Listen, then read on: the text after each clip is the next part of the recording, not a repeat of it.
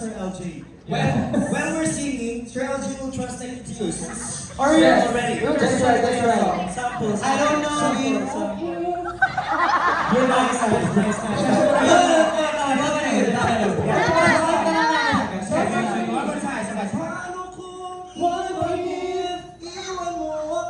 Leave me alone.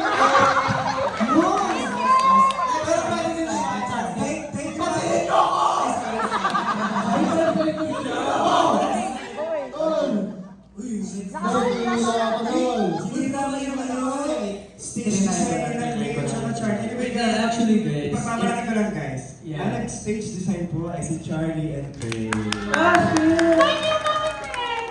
And then, see guys, if you guys didn't know, this fan gathering is actually organized by Aster themselves. Kasi kami yung nag-set netan, and though may mga tumulong sa amin ng konti, like sa Tita Ruby, thank you guys so much, Tita Ryan, Tita Jersey, and yeah, Miss Cathy as well, tumulong siya sa mga kanina. And we're really thankful, and I really hope that you guys will like our event today. Yeah. I hope you like and subscribe. Kasi actually, guys,